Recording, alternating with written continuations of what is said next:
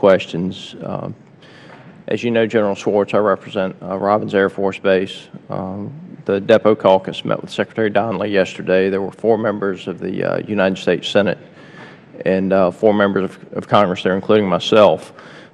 Obviously, some of the information that was given to us we did not agree with and felt like there should have been a business case analysis prior to the decisions being made. And certainly, I'm personally disappointed that my generals that I try to work with to represent our bases were asked to sign confidentiality agreements, and that there could not even be dialogue between the command structure and a member of Congress who serves on this committee, who is doing what I did not vote for sequestration. I'm doing what I can to help you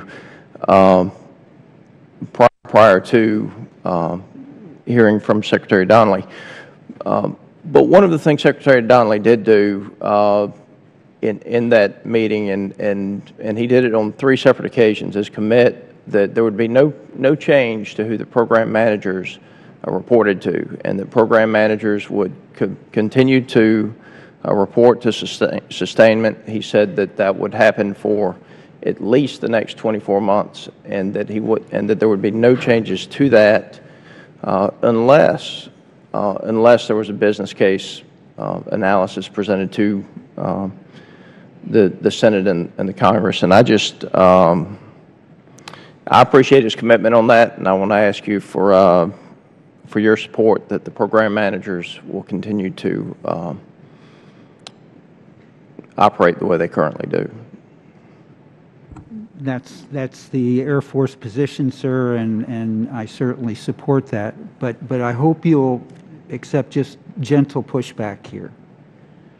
It is interesting that, and by the way, the fact that there was interaction at the staff level.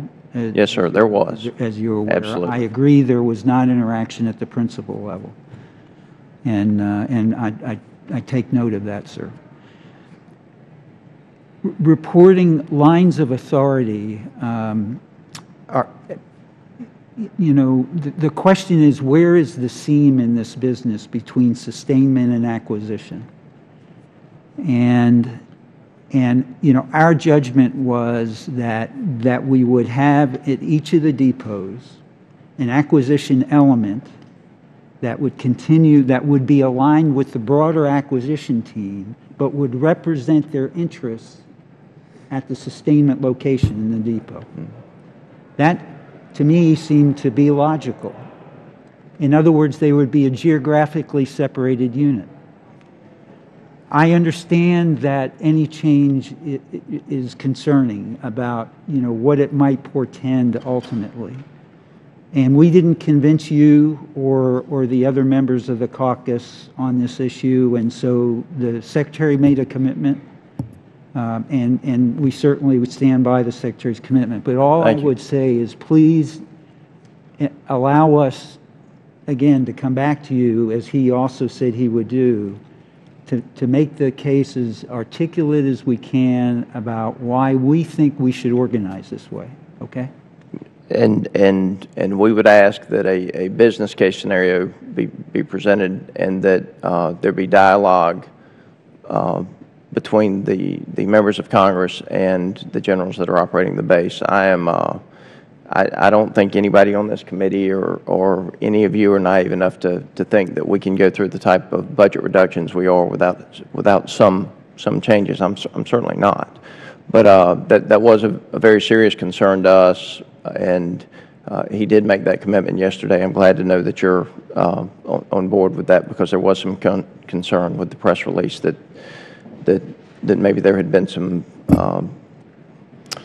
misunderstanding, if you will, in the room. But thank you for that, and gentlemen, all of you play a important role in Georgia, whether it's the Marine Corps Logistics Base in Albany or Kings Bay or Benning, and if I can ever be of assistance to you, please let me know. Thank you. And thank you for your commitment, General Schwartz. Thank you, Congressman Scott, and thank each of you for your dedication for service members, military families, and veterans. We're adjourned.